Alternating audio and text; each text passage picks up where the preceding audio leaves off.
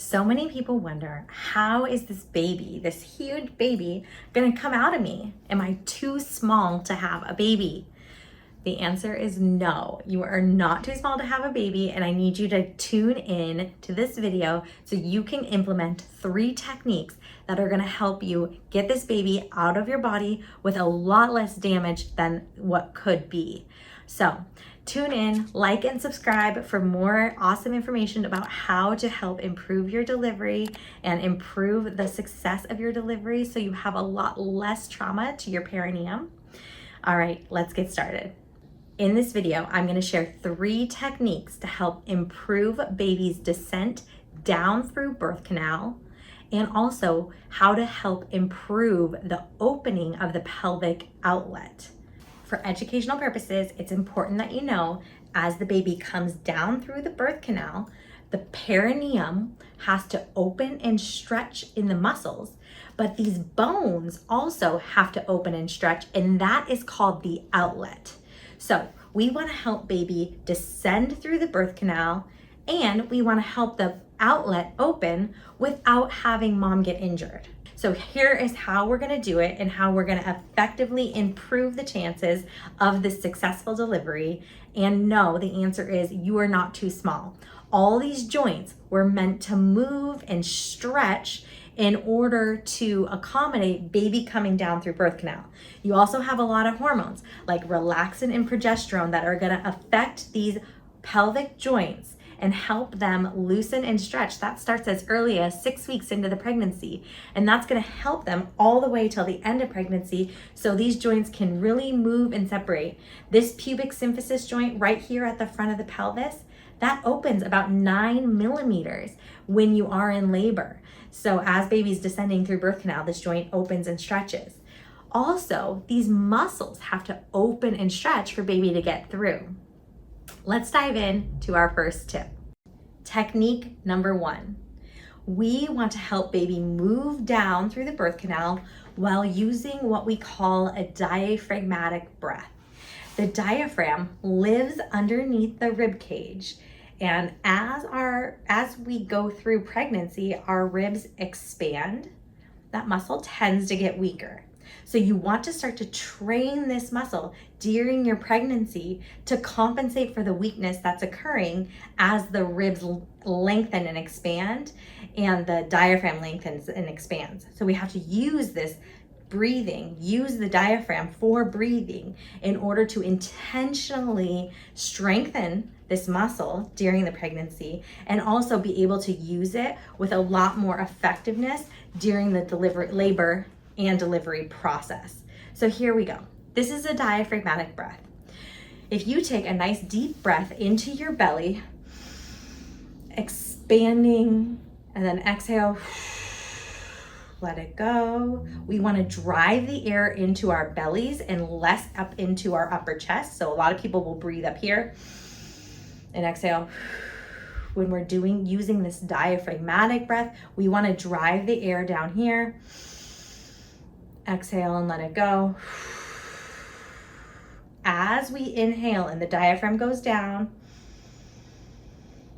the pelvic floor opens and goes down. Exhale and there's some recoil. As we're breathing baby down the birth canal during the entire labor and delivery process, we're using this breath to help push down on the top of the uterus in order to help move the baby down and help shift baby without having to push baby. This can help the contractions as the breath and the diaphragm work together to further push down on the top of the uterus and open that cervix. All right, so as each contraction happens, where the contractions are further opening and opening and opening the cervix, we can use that diaphragm to also shift baby down as the cervix is opening. So this breath pattern is really important to do during the labor experience, but you have to train it before labor. And so that is something that you can start today. You can start doing this type of breathing 5 minutes a day. It's not going to move baby down if you're not in labor because the uterus isn't contracting. So it's totally safe. Use this type of breathing to help move baby down birth canal. All right, next we're gonna talk about a stretch that you can do to start preparing in order for that outlet to open with more ease. So as the baby descends into the birth canal, the inlet, the top of the pelvis opens.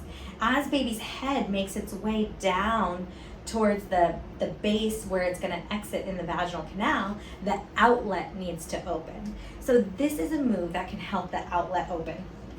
You may have heard this before, but as you do internal rotation of the hip, so as the hip internally rotates, so I go this way, this is internal rotation, external rotation is this way. As I internally rotate, the pelvis, the outlet is opening here, okay? So sometimes you'll see it like this. Sometimes you'll see that a birthing parent will be on their side and then a nurse will open their hips this way, almost keeping the knees together and internally rotating the hip this way. One strength exercise you can do to start strengthening the internal rotation is to do this type of movement, and that can help with the strength piece. That can be okay, and also you want to work on stretching in that direction, because that's a funny way to stretch that we typically aren't using, okay? If we're going to stretch that direction, one way we can do it is by standing on one foot and then the other foot walks around the standing foot. So we're creating that internal rotation on the standing foot, okay? You can hold that for about 30 seconds to a minute and then come back. You can overdo this, especially when the joints are more loose. So it's really important to listen to your body and not go past any sensation that is uncomfortable. Go to the point in which you hold the stretch and feel the stretch. Don't go past it. Don't go into a burning area. You just want to feel the stretch and hold it for 30 to 60 seconds. Then you can walk the foot back. You can repeat on the other side. So standing on this side, and then I'm walking my foot around, keeping my weight on the back foot, and I'm simply just holding this and allowing my hip to get that internal rotation, which is gonna allow the pelvic outlet to open. The third tip is perineal stretching.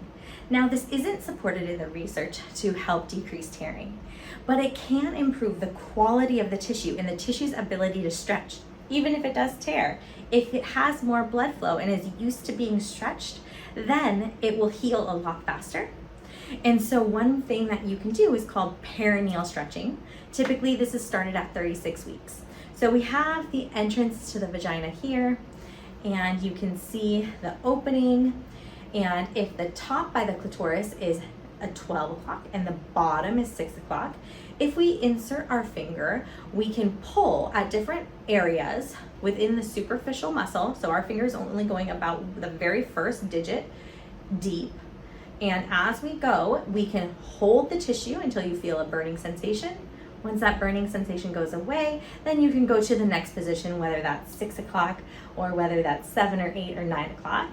Then same thing to the other way. You want to go to about 3 o'clock. So you're stretching the base of that opening in order to help prepare the stretch that will occur as baby descends down through birth canal. A bonus tip here is that sometimes perineal stretching just isn't enough, and a lot of times we have a lot more tension within these deeper layers of the pelvic floor. So it can be really important to work with a pelvic expert physical therapist in order to help ensure that all the layers of the pelvic floor can reach a nice relaxed length and not just the superficial muscles. But oftentimes, perineal stretching is something you can do by yourself without anyone else, and so that can be a nice thing to just practice. It's another thing if that finger and you just can't reach because your belly is big, you can try and use your thumb, and so you can use your thumb as you reach and hold different positions. There's also, if that's not comfortable for you at all, there is sweeping techniques where you can just stick your thumb in and stretch the tissue and come back and stretch the tissue and come back.